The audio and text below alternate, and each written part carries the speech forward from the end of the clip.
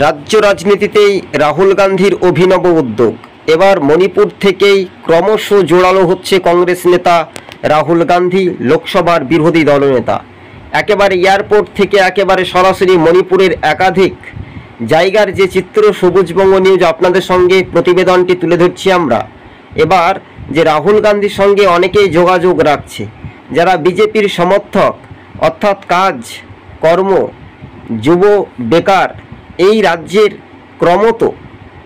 ক্রমাগত যেভাবে জনজাতির মানুষের ওপর নিম্নভাবে অত্যাচারিত করানো হয়েছিল, তার যে প্রভাব সেটা শাসকের দিকে কিন্তু একেবারে অভিযোগ উঠছে। হ্যাঁ, এবার রীতিমতো জনজাতি সাধারণ মানুষের সঙ্গে কথা বলার পর রাহুল গান্ধীর রাজনৈতিক ভূমিকা হিসেবে দেখা যাচ্ছে যে মণিপুরে এক অংশ বিজেপির ভাঙনের আশঙ্কা দেখা যেতে পারে।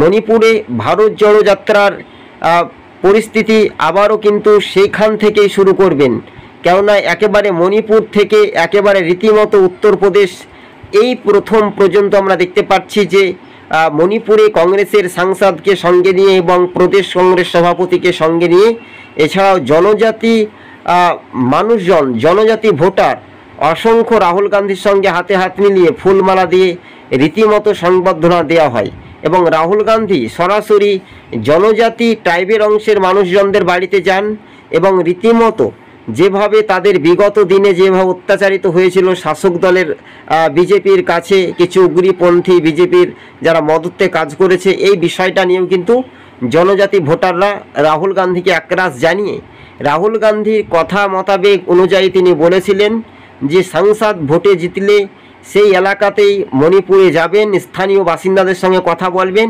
আর সেই পরিপ্রেক্ষিতে দেখা যাচ্ছে যে রাহুল গান্ধী কংগ্রেস সাংসদ সরাসরি মণিপুরে, এবার মণিপুর থেকে ফিরে এসে তিনি দিল্লিতে রওনা হয়ে কংগ্রেসের সদর দপ্তর দিল্লির পার্টি অফিসে তিনি আধ ঘন্টা পর্যন্ত কংগ্রেস নেতাদের সঙ্গে বৈঠক করবেন।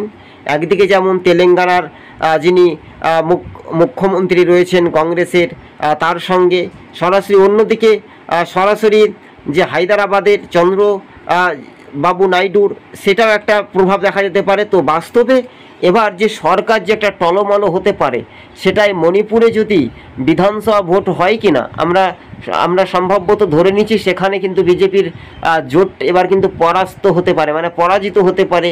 এবার কিন্তু নতুন রূপে লোকসভা নির্বাচনে রাহুল গান্ধীর ওপর ভরসা কিন্তু মানুষ রেখেও কিন্তু রাখতে পারেনি।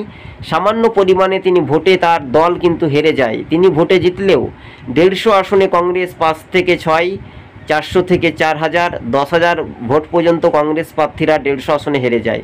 তবে এবার সরাসরি যে সহিংসতার মণিপুরে একাধিক বিজেপির নেতা যারা দল থেকে সম্মান বা কাজ করতে পারছেন না, তারা কিন্তু রাহুল গান্ধীর সঙ্গে যোগাযোগ রাখছে গোপনীয় সূত্র মারফত।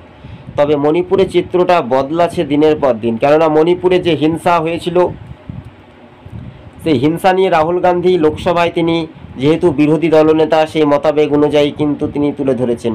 প্রায় সেখানে জনজাতি ভোটারদের সঙ্গে আধ ঘন্টা, কারো বাড়িতে 10 মিনিট 15 মিনিট করে তিনি বসেছিলেন এবং সেখানে তাকে রাহুল গান্ধীকে একটা ছোট পথ শিশু থেকে প্রত্যেক একটা ভালোবাসার আশঙ্কা কিন্তু রাহুল গান্ধী পেয়েছিল। তো স্বাভাবিকভাবে বলা যেতে পারে যে এবার রাহুল গান্ধীর দলে কিন্তু শয়ে শয়ে বিজেপির একাংশ নেতৃত্ব, যারা দল থেকে সম্মান বা যোগ্যতা পাচ্ছে না, তারা কিন্তু রাহুল গান্ধীর দলে কিন্তু আসার জন্য একটা আহ্বান জানিয়েছে।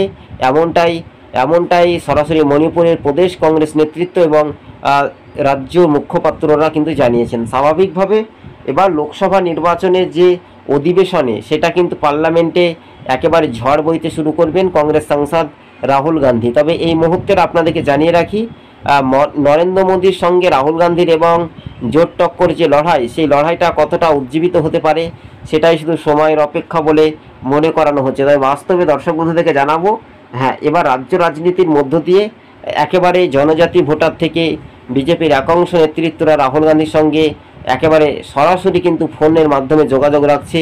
এটাই যদি বাস্তবে সঠিক মর্যাদা দিয়ে দাঁড়িয়ে থাকে, তাহলে কংগ্রেস সাংসদ মণিপুরের যিনি ভোটে জিতেছিলেন, জনজাতি ভোটার একাংশ মানুষজন কংগ্রেসের সাংসদকে আশীর্বাদ করার পর তিনি যে পার্লামেন্টের প্রতিক্রিয়া, সেই হিংসার প্রতিক্রিয়া কিন্তু তুলে ধরেছিলেন। হ্যাঁ, এবার কিন্তু খেলা কিন্তু জমে যেতে পারে। তাই দর্শক বন্ধুগণ, আপনাদের সঙ্গে আমরা প্রতিবেদনটি তুলে ধরেছি। আর এই চ্যানেলের সঙ্গে যদি আপনি নতুন দর্শক হয়ে থাকেন, চ্যানেলটিকে অবশ্যই সাবস্ক্রাইব করে সঙ্গে থাকবেন। রাজ্য রাজনীতিতে দর্শক বন্ধুগণ, যে একটা মানুষের একটা আহ্বান, মানুষের একটা সাড়া শব্দ, মানুষের রাজনৈতিক দক্ষতা, রাজনৈতিক ভূমিকা সর্বস্তরে কিন্তু দেখার একটা বিষয়, তাই না? এই বিষয়গুলি ভালো করে মনোযোগ দিয়ে শুনলে আপনারা নিশ্চয় কিছু প্রতিফলন বা বুঝতে পারবেন।